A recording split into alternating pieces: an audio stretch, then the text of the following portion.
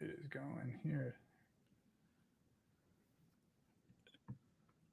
Hey, everybody, welcome to the latest edition of the Land Grant Podcast Network's In Conversation show. My name is Matt Tamanini. On this podcast, we talk to people in and around Ohio State athletics and the sporting world at large to bring you a different insight and perspective to the teams, athletes, and university that you love.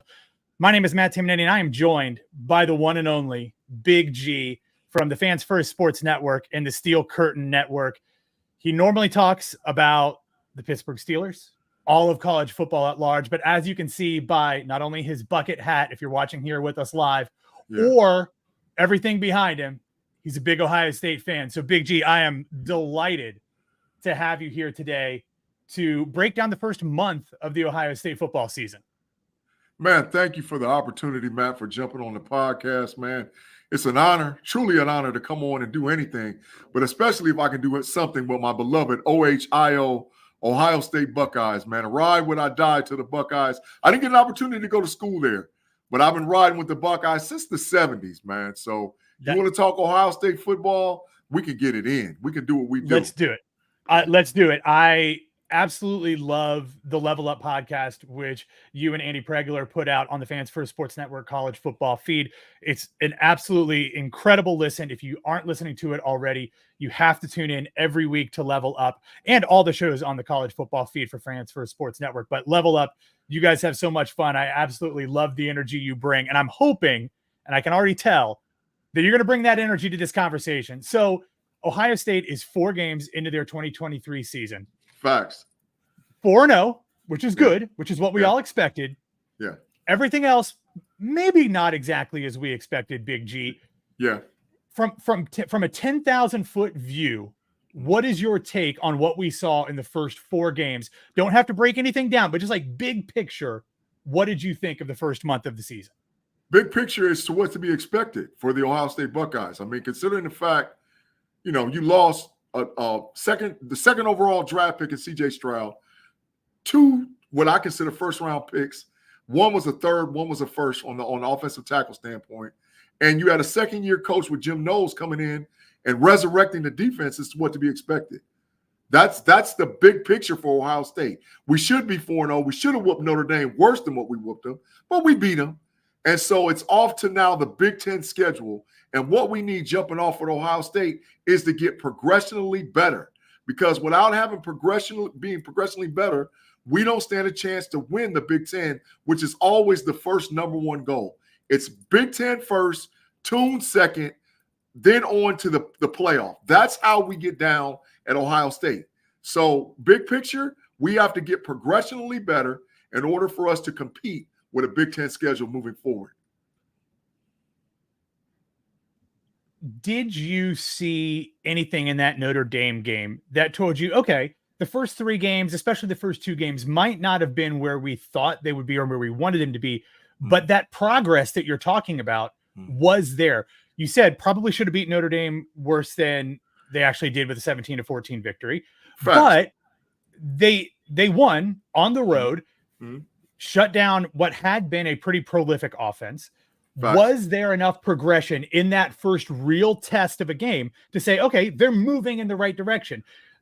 Maybe the movement isn't there, the steps aren't big enough in that movement, but there is movement to where they should be at this point.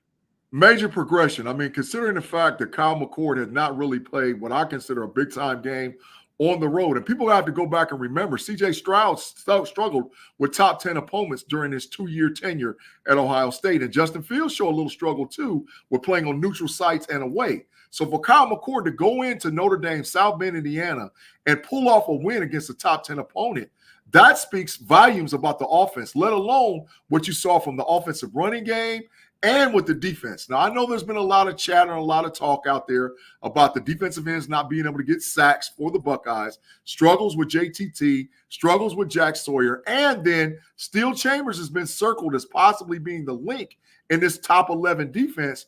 But from a standpoint to where we were last year to this year, the offense is just not as explosive as it was last year. But however, it's serviceable enough for us to win games. And last I checked, we still got a top 5 overall defense as far as all the rankings out there for college sports. So I say, yes, we made enough progression at this stage, but the next test is coming. Believe me, in the next 3 between Purdue's not going to be rough, but Maryland and Penn State, oh, we got to level up. Because if we don't level up, we could walk out of there with a loss for sure. You talked about Maryland. We've got them coming up this week for the Buckeyes in the Horseshoe. It's homecoming for the Buckeyes on Saturday. Facts. Yeah, Maryland's had a great year. Their offense, led by Tulia Tagovailoa, has been really strong. Their defense has been surprisingly good. Top 25. Yeah, but they played the number 133 schedule in FBS. Which is kind of crazy because there's only 133 teams in FBS. So not exactly a tough schedule. So it's hard to get a real read on how good Mike Locksley's team actually is. But all things being equal, in a vacuum, they've done pretty well. Yeah. What is going to be the thing to look for you as the Terps come into the shoe? Is it to be able to keep Tulia under control, to not hit big plays? Ohio State hasn't given up any big plays in the passing game all season. Right. Is it going to be able to get them off the field on third down, which has been a major struggle? Is it going to be getting pressure on the quarterback? What is the thing that you think is going to stand out to make sure that Ohio State comes out of that game with enough positives and momentum leading into, you said Purdue, probably not that tough, but the Nittany Lions are just 2 weeks away. Yeah, facts. Well, I think it's going to be a combination of things. It's not just going to be one particular thing where you say, okay, Ohio State, you have to do this proficiently to win the game. The bottom line is this. Their offense and their offensive strategy from the Maryland Terps is to play fast. Keep the ball outside the hashes, outside dumps, inside dumps, and then come back with inside play action or hit you with a run that you're not expecting. So therefore, the level up has to happen with the defensive back for Ohio State. I love David Ignosa. I think he's a top flight, maybe possible first-round pick. Of course, I love Denzel Burke. But this is the game where we're going to see a lot about Langston Ransom, Josh Proctor, and Sonny Styles. Because Jim Knowles loves to run that 3-set safety thing. Well, they play with 4 wide receivers. So do we run 4 corners out there? Or is this a game where we say, okay, we break away from the tradition and you put a kid who's super athletic like C.J. Hicks in the game to replace Steel Chambers to get pressure on the outside and still be able to run with some of those receivers? Or can you play the drop down nickel corner to put enough pressure and disguise the coverage and the blitz scheme that's going to come forward with attacking Maryland's offense? Conversely, this might be the first game where you actually see a sack from Sawyer and or from JTT, because we've been able to get pressure all along with Mike Hall and Tyleik Williams up the gut. And I love Caden Curry because that kid should be in, I think, on the Rushman package for sure, and play that 3-technique defensive tackle to get pressure up the gut. But I think that the deal is hold him in his pocket, hold him a little bit longer, and our defensive backs have to show up to give us the presence that we need in the backfield, because I don't think they can beat us by running the ball. They have to pass the ball. He's going to have to throw for anywhere between 350 and 450 in order to beat us. So I think that's the key to the game, because Maryland will do something that most people don't realize that they do. They will turn that ball over. He'll throw an interception. He'll drop it on the ground for a fumble. So that's how defensively I can see us actually winning this game. You mentioned Caden Curry on the defensive line. Even a guy like Kenyatta Jackson has gotten a lot of buzz, but hasn't really gotten, a whole lot of opportunity in the game. The last couple of weeks, there's been conversation about how important sacks are. We really have not seen a real breakout sack artist in Columbus since Chase Young went to the NFL. But you're as much of an X's and O's guys as anybody, because of the way that the evolution of college football offense has changed. Quarterbacks are getting rid of the ball a lot more quickly. They're not holding on to it as long as they did just 5-10 years ago. Right. So in your perspective, how important is actually getting home? Obviously, you always want to get the sacks. You want to get the TFLs. But is that the be all and end all that it used to be from a defensive line perspective? Or is it, like you said, molding that pocket so that you can keep him contained and make sure that he's not getting out and busting plays for big gains, either with his feet or just scrambling and finding more opportunities to extend plays and then find a receiver down the field? Right. So I think Ohio State is the top 5 in leading pressures for pressures on the quarterback across the board. So sometimes it's not always getting home, but it's about making the quarterback uncomfortable in the pocket, because you have to play contained, because most quarterbacks is getting rid of the ball when 1,001, 1,002, the ball's going. However, what makes defensive line better, they work in synchrony with the defensive backfield. So the defensive backs have to be able to hold them for 1,002, 1,003. And then that comes in where Jim Knowles runs that exotic play calling from that three safety standpoint. It's supposed to be you can't tell which way the pressure's coming from. So I don't care if they spread out in 11 personnel, go wide outside the numbers. If you still got 6 and 7 guys in the box, the quarterback's going to do one of two things. He's either going to call timeout or he's going to look over to the sideline and say, hey, look, I don't understand what the heck is happening right here. What do I need to do to get myself out of this pressure? And because Tua's got a lot of experience going on from his transfer from Alabama to Ohio State, it might be hard to confuse him a little bit, but then again, there comes the chess game. Which way do we get pressure? How do we get at him? And I'm telling you right now, I think we have the best defensive tackle rotation in all of college football. So if we got to get pressure up the middle versus on the outside and we contain him, I'll live with it, versus just saying, okay, we got to have a sack master. And some Ohio State Buckeye fans are really spoiled with that, because we had Nicky Bosa, Joey Bosa, Chase Young. It just was guy after guy after guy. And you got to understand that teams game plan against us because they know we have explosive defensive ends. So I'll take with the pressure coming up the middle, the defensive backs holding them down and not giving them a big play. We haven't given up a play over 40 yards this whole season. So I don't think we're going to start now with Maryland. So I look for our defense to shine a little bit different than been the traditional way, where we just have a sack master and blow up it all over the field down in Columbus or wherever we're playing at, as far as the Ohio State Buckeyes are concerned. So looking at the defense, you mentioned the fact that this is Jim Knowles' second year. Yeah. What do you think about Jim Knowles coming in here and kind of bringing a much different defense than what we are used to in Columbus for the past 10, 20 years? I mean, really since forever, really. But I mean, there's been a fairly consistent defensive mindset from the Tressel era to the Urban Meyer era to the early Ryan Day era. It's been fairly consistent in the schemes that they've run and the types of players they've brought in. Jim Knowles is really changing that. And I think there's been a little bit of, you can see some friction between him and Larry Johnson, having pretty different perspectives on how they want to run, especially that defensive line. Yeah. I feel like Larry Johnson has won that because Jim Knowles is kind of bending to that idea a little bit more, for better or for worse, whatever you think that is. But what are your thoughts on Jim Knowles' first year and 4 games into his tenure here in Columbus? Yeah, well, I think the defense has dramatically improved from last year to what we saw, from last year to this year.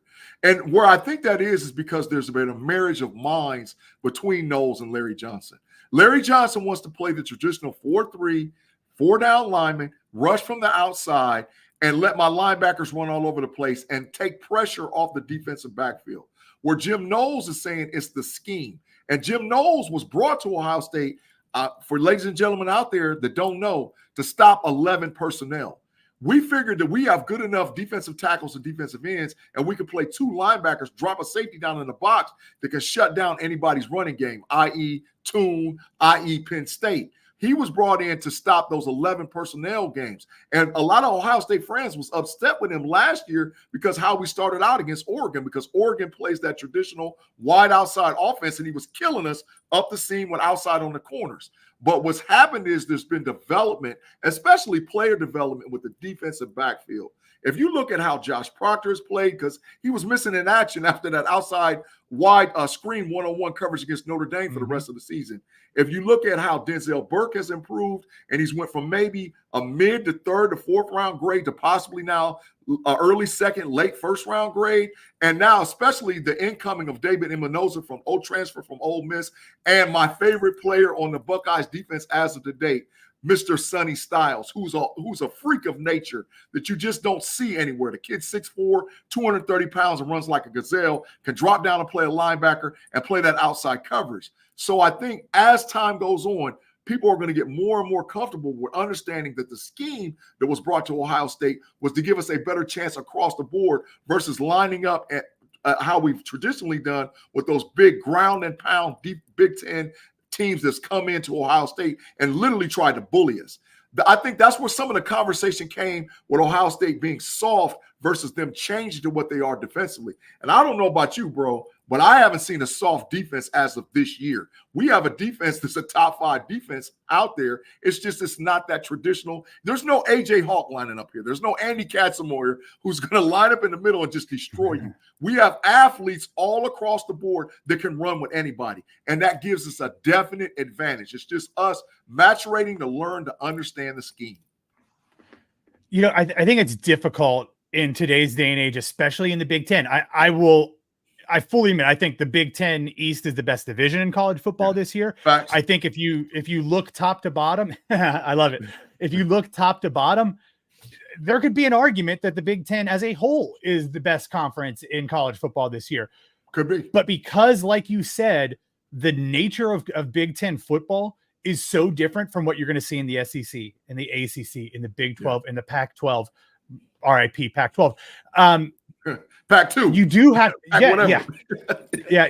But you do have to kind of like set up, especially on defense, a way to play the teams that are in your league, but then also have a defense that's prepared to play whomever you face in the playoff.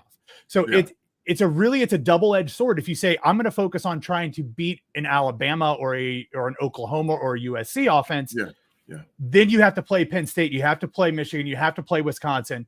It's tough to have something that can do both of those. And I feel like they're really trying to walk the line of having a defense with a defensive line, like you said, with Tyleik Williams and Mike Hall in the middle, kind of really shutting down any explosive runs. Teams are still able to run the ball against them, but stopping that, but also having that secondary, like you mentioned, that if they do end up having to play a Caleb Williams and Lincoln Riley offense in the playoffs, or heck, next year, they're going to have to play next year against the Lincoln Riley offense, potentially to try to find a way to do both of those. It's a lot harder than I think people realize. And that really, to me, is what allowed their rivals to get ahead of the Buckeyes is because they did the opposite of what Ohio State's defense was built to stop.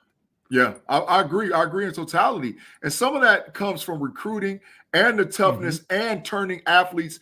So the philosophy from Coach Urban Meyer was, hey, look, I want a track team. Bring them in. Mick, you get them tough. Let's get these mat sessions going on, and then I'll turn a fast guy into a tough guy.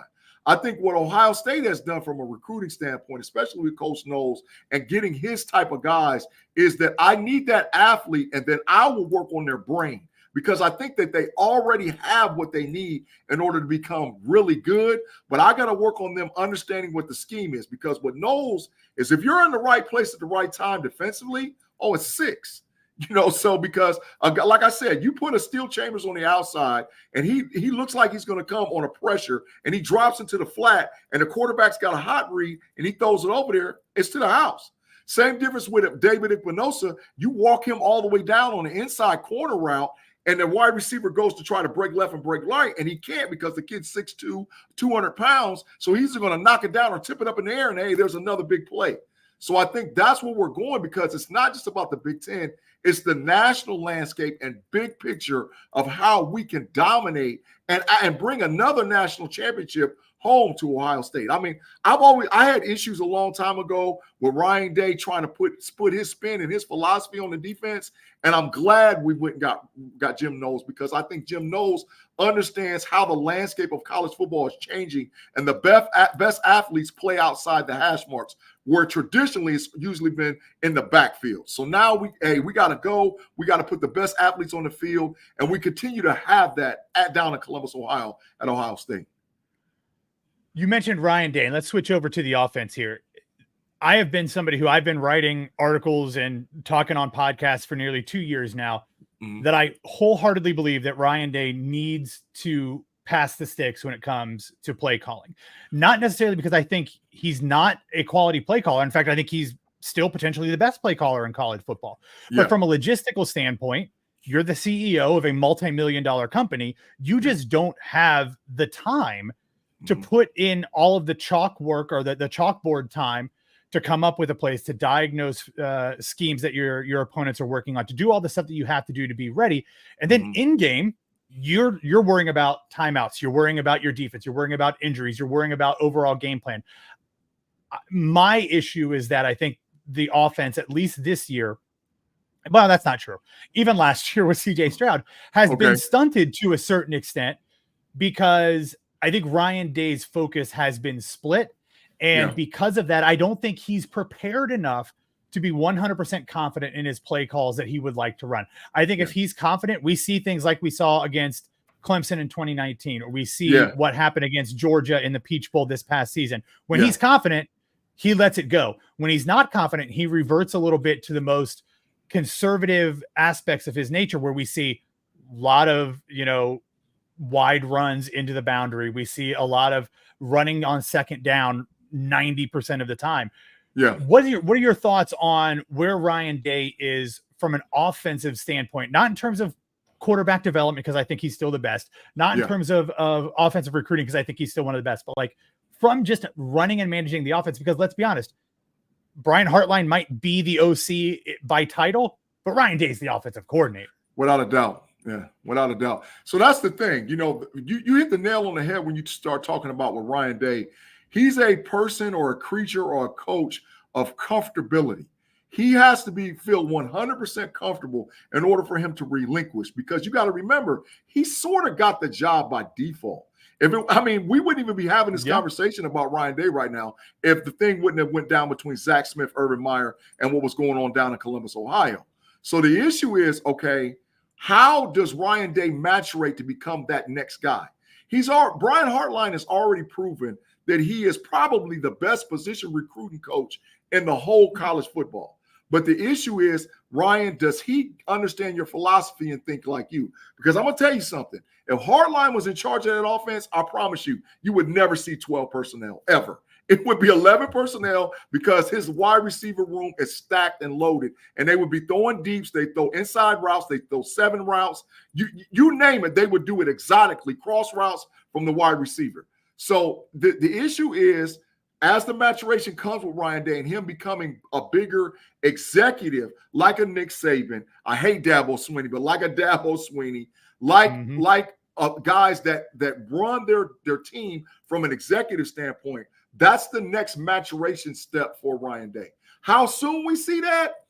It depends. I think if we boat race and boat ride Maryland out of there, we take care of Purdue, and we come back and pop Penn State, you might see a little bit of different Ryan Day when it comes down the horn against a Wisconsin and a Michigan.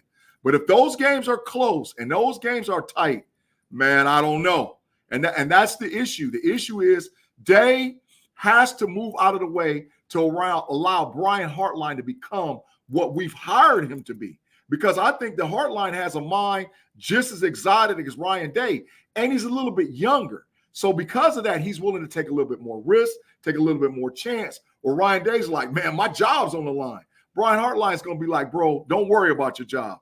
I'm going to get you to the finish line because I got the best wide receiver group in the whole country. So I'm going to put guys like Jalen Ballard. I'm going to put guys like Tate. I'm going to put guys like Ennis in the game to pair up with Marvin Harrison Jr., with Emeka Egbuka, and we're going to get this thing cooking, because I think he thinks that's the way to go, to where, Day's like, man, I don't know. I got Chip Trainum. I got Pork Chop Williams. I got Travion Henderson. I got Cade Stover. I got all these other weapons, and I want everybody to be satisfied. Where Brian Hartline's going to be like, nah, it's 11, bro. It's 11. We're going 11, 4 wide. Let's go. Because they can't stop us. And you got to remember, and see, I'm a Buckeye, so remember the narrative. I remember when Hartline was a player at Ohio State, and Jim Tressel did not want to go 11 personnel, but he had an all-world quarterback to me and Troy Smith, and look what he had on the outside. Brian Robisky, Brian Hartline, Teddy Ginn Jr., Anthony Gonzalez. I could just keep running down the line of receivers that was stockpiled at Ohio State. So when they went 11 personnel, the Big Ten was looking like, man, how in the heck do we stop this? And I think that's where Ryan Day is sort of itching. He's like, man, just let me let him loose. And I mean, not Ryan Day. Hartline's just saying, let me let him loose. And Ryan Day's, nah, not yet. Not yet. So I think the transition's coming. I think if they get into a shootout where they know that they're going to have to score 35, 40 points, it's coming. But we'll see. And you might see that against Maryland, because I think they're going to try to boat race Maryland up out of there. I think they're going for 50 against, because you got to remember, Maryland's coach is the guy that said Ohio State was soft. He's the guy that started this mess. So he's trying to put up 50 on Maryland, bro. Not only that, there, if you remember back to what was that? It must have been the 2018-2019 season. They're the ones who allegedly tipped off the NCAA about Chase Young's girlfriend getting a flight out to the Rose Bowl. And ever since then, it's been on. It's been on. Ryan Day has looked to score. I mean, they scored what 63 on him 2 years ago, the last time the game was in Columbus. So I would not be surprised. The big question to me is, can Kyle McCord do it? Can Kyle McCord fully take advantage of the wide receivers? Obviously, the somewhat shaky left side of the offensive line plays a big part in that. Yeah. But you're talking about Brian Hartline wanting to go 11, wanting to go 4 vert, wanting to get the ball to those guys as much as possible. We've only seen 5 starts from Kyle McCord, 1 his freshman season and 4 this season.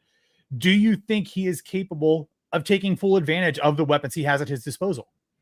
I think this week you're going to see a different Kyle McCord. I think Kyle McCord, well, first of all, let me back up and say this.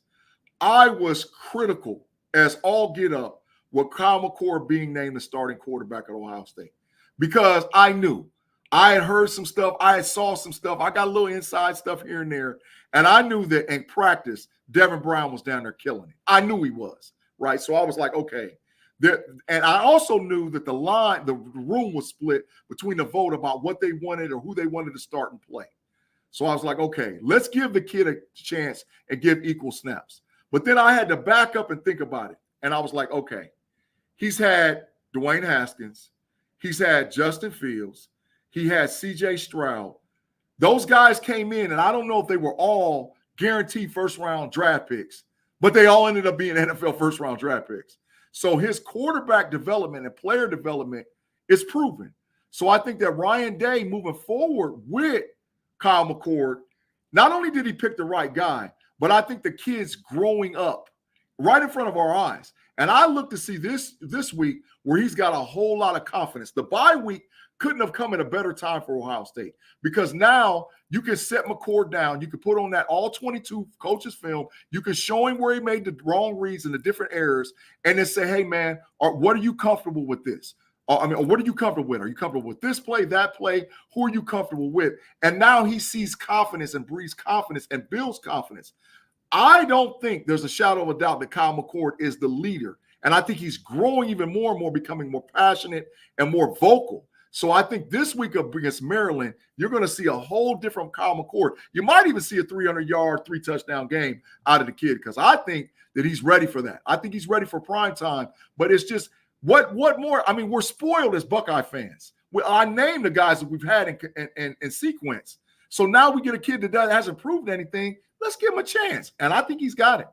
Now, and he better have it because, don't get me started about what's coming next year and the year after that. As far as that quarterback position in Ohio State. And for y'all who don't know, next year there's a kid coming. It's the truth. His name's Aaron Nolan. I already done checked him out, watched him, seen him live in person. He is the truth.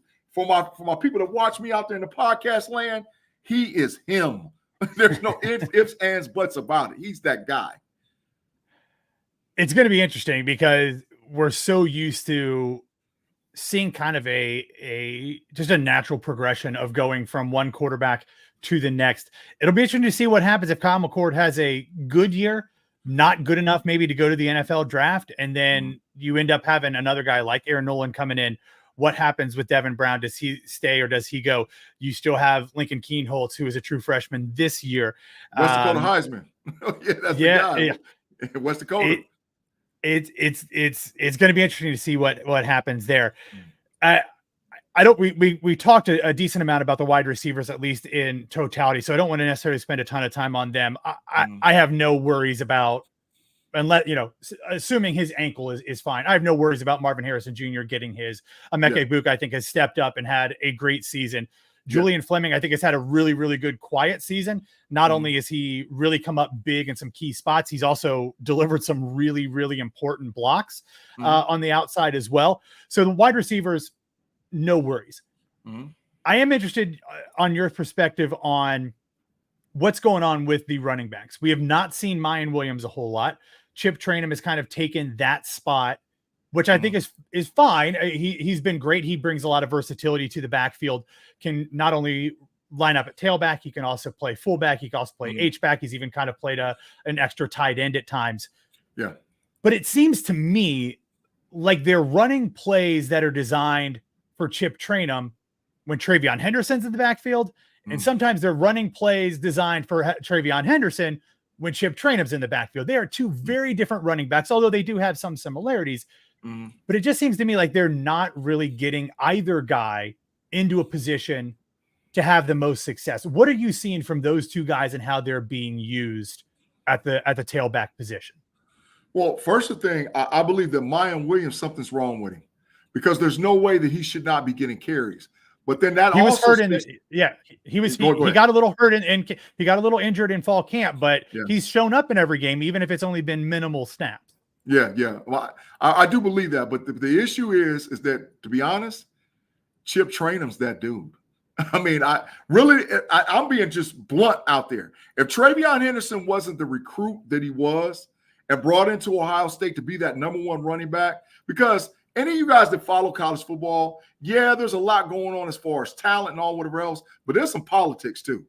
And TreVeyon Henderson was that guy. He was supposed to be the next J.K. Dobbins, falling in line, being a top first-round pick, NFL player, and all whatever else. But when I'm telling you guys that Chip Trayanum's that guy, Chip Trayanum's that dude, man. He really is. And I'm telling you, he's going to be more explosive on the NFL level than he is at the collegiate level because he's really that guy. So the issue is that I think Day's looking at how can I get more bang for my buck concerning play calling and inserting guys. So if I got two guys that look the same and one guy's different, I'm going to put the two guys in that don't look the same. I mean, that look the same. So that way I can try to confuse the defense. The issue is it's starting to get colder. It's fall. It's October in Ohio. So you're going to need Mayan Williams to show up and pound a little bit as that temperature drops. And I just hope that by the time it does, that he's healthy enough to play. However, I will say this. I think that you're going to see maybe as time goes forward, some two-back sets out of Ryan Day because how much of an athlete Chip Trayanum actually is. People don't understand. Let me say this, man. I love Ohio State, but I love college football. So I know the team that Herm Edwards assembled out in Arizona State. And if they all stay together, look out now. Look out. Arizona State would have been right there with the mix of them in the Pac-12 because he had a squad. Look across the college landscape. And Chip Trayanum was his lead horse in that backfield, along with JT Daniels, the quarterback down at LSU. So he had some players that he was ready to do the thing with. So Trayanum has really – because let me ask you this, Matt. How many guys have you seen outside of Trey Sermon that came from Oklahoma to come to Ohio State and insert himself into the lineup and be the guy? That it doesn't happen like that. It almost fell by default to Trey Sermon. So for Trayanum to come all the way from Arizona State to Ohio State and show that, look, I can't take him off the field because how valuable he is to the offense speaks volumes. And I think that's what's really going on in the depth. And Tony Alford knows that. Believe me, Tony Alford can assess running backs the same way that Brian Hartline can assess wide receivers. So he's looking and he's like, hey, man, Coach Day, that's the dude, dog. You got to let that dude play, man, because he's a touchdown waiting to happen. Both of them are. Both of those guys can get the ball anywhere on the field and go to the house. So that's what I like about it. But I know, like I said, the weather's changing. Pork chop got to be ready to roll, bro. You know, about the middle of October when that weather drops, he's got to be ready to go because we're going to need him. We're going to need him to win. Speaking of that, let's wrap up here, Big G.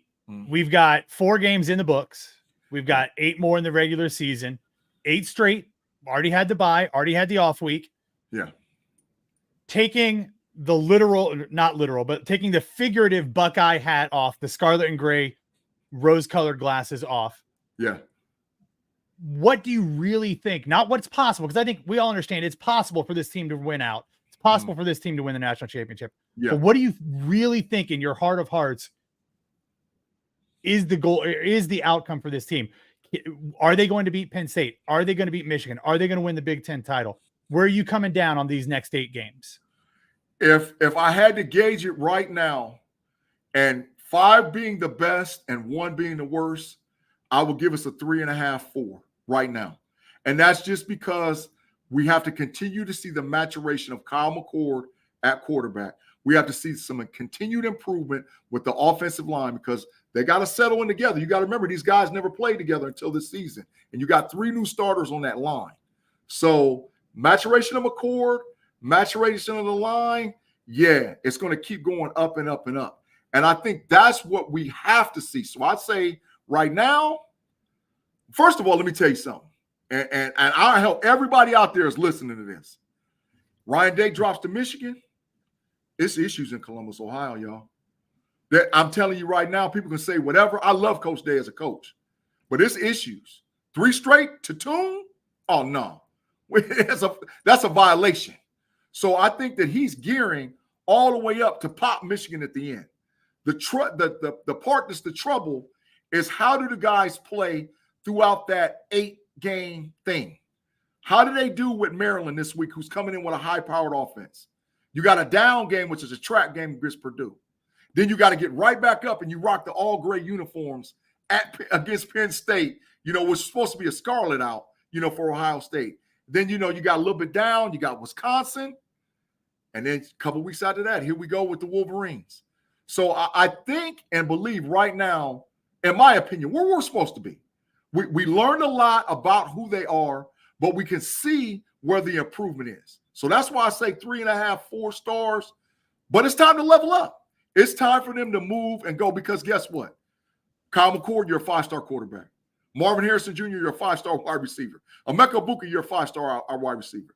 JTT, you're a 5-star defensive end. Jack Story, you're a 5-star defensive end. We got 5 stars all over the freaking place, bro. So it's time for us to level up and show why we are the number 1 team in the Big Ten and why we should be playing in Indianapolis because we ain't been there in a while, bro. It's been a minute since we've been in Indianapolis, and that's the number 1 goal, Indianapolis, and winning in Indianapolis, and then the rest will take care of itself. And that means popping Penn State, and that means popping Michigan. I wrote an article a couple weeks ago, or actually right after the Notre Dame game. The Ohio State teams that win national titles are never the ones that come in with the most talent. They're never the ones that come in with the highest expectations. 2002, 2014, those teams did it early. Those teams did it a year ahead of schedule. So I think the idea, like you said, that they are purposely working on getting better each week. And obviously that's always the goal, but they're not looking to come out of the gate as the best team or the best version of themselves they could possibly be. I think is important. I think this schedule doesn't really line up super well for that because I think it's a pretty tough schedule. I think it came into the season as the 18th hardest schedule in the country. So they've got a little bit more of a minefield than they have in recent years. Yeah. But I'm with you. I think the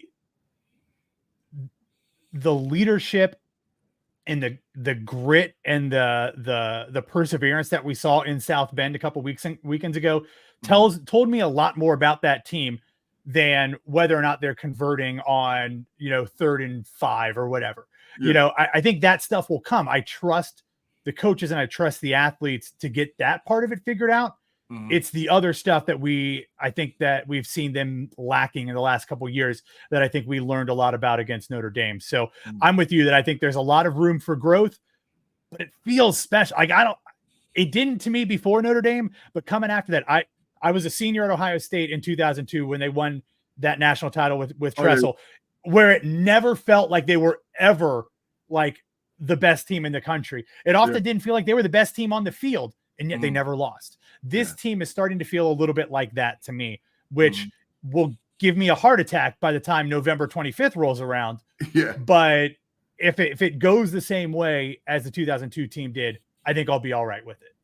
Hey, Matt, you know the nickname that they got for Kyle McCord, right? You heard that, right? Kyle McCool, is that the one? No, Kyle McCrenzel. Kyle McCrenzel. I like that too.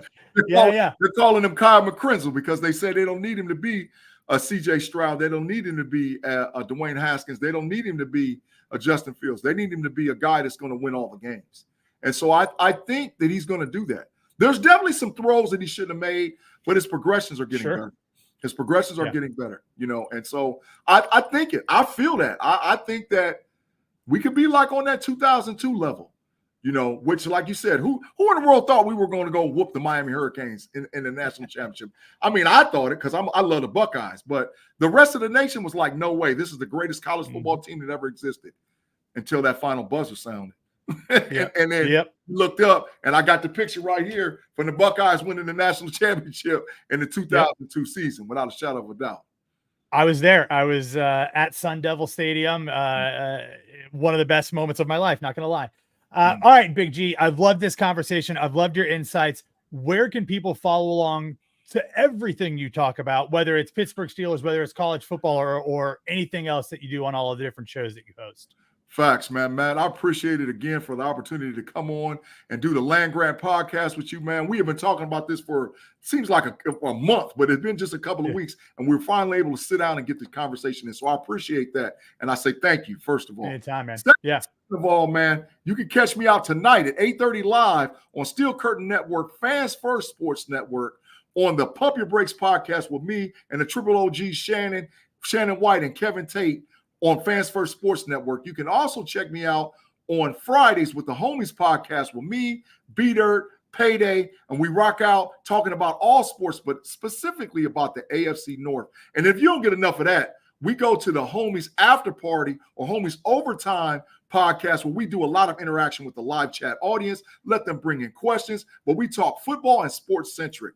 And then, of course, you can check me on Sundays on the Know It Alls podcast, where me, my boy Mod, and my boy Tate Boy Fresh talk about everything concerning football. And it might be a possibility that there's going to be a little change up with the Know It Alls here for right now. But right now, we're just on Facebook.